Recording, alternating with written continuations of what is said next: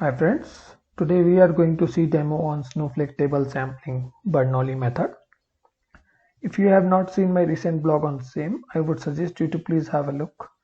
Please subscribe to my channel for early notification when I publish anything. Let's begin with the demo.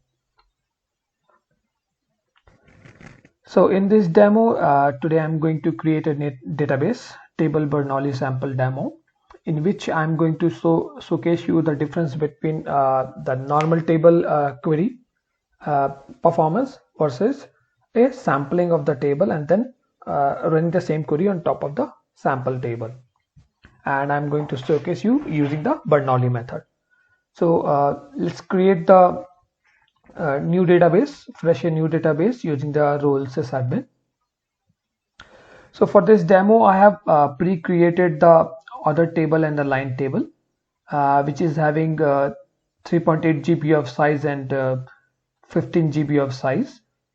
This database was created by copying the data sharing table from TPCH SF100 Snowflake sample database, and this was created so that I can use throughout my demo.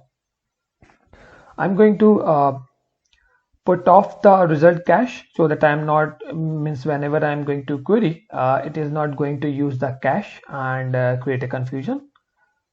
So I'm just putting off the cache. So right now, every time when I'm querying, it's going to query on the database.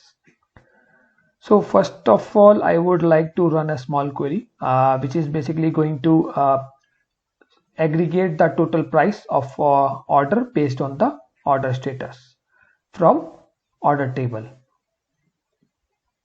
So this is the query which is going to aggregate the data based on the full data set from the other table. So let's see.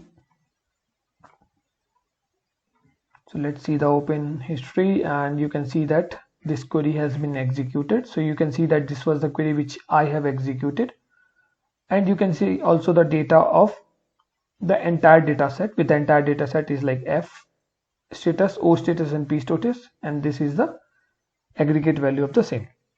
You can also see that the scan byte is 511.7 MB and the total duration it took was 3.7 seconds.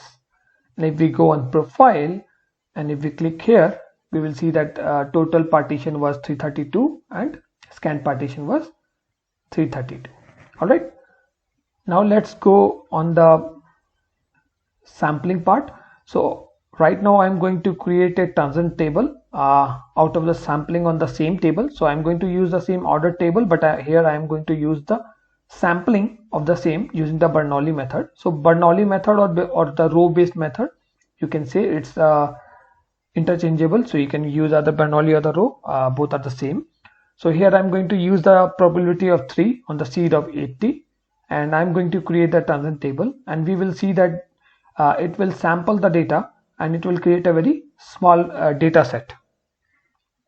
So let's see, it should be quickly done under our current database, which is table Bernoulli sample demo. So let's see.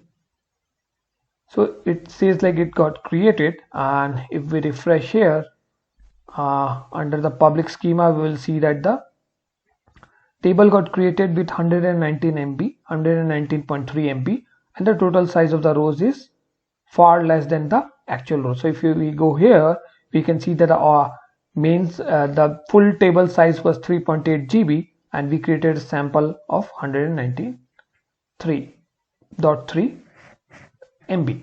So it's a way smaller in the size, and the same query will run faster when it was run on the sample. So here you can see that I am using the sampled transient table.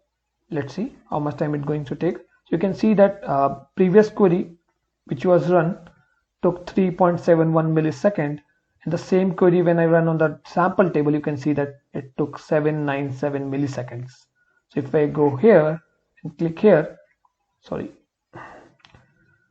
So if we go in the profile and if we go and table scan, you will see that the total partition scan was 16 and the partition scanned is 16. Total partition was 16 and scanned is also 16. But on the same time, if we go here, we will see that the total partition was 332 and scanned was 332.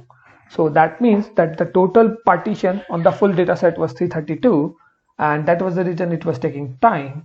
But when we sample the table using the Bernoulli row method, and the row size or the total table size also get decreased drastically, as well as the total number of partition get reduced to 16.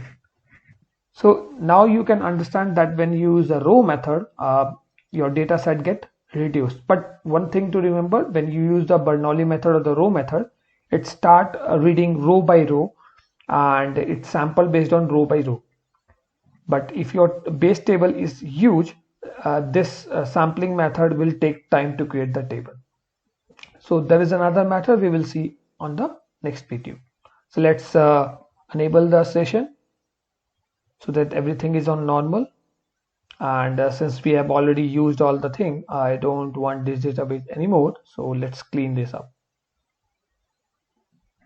Hope you understand the meaning of Bernoulli and how it creates impact when you are using that table as a development environment rather than using the full data set from the production. So this sampling will help you basically say if there is a complex query and you want to test that in development environment, and if that query takes time because of the data set, that may delay your development, right? To fast track your development, you can create a sampling of the table, and that will help you to run on the small data set, and that will fasten your query execution, and in short also reduce the time of the development lifecycle. Hope you like the demo, and if you like the demo, please subscribe to my channel. Thank you.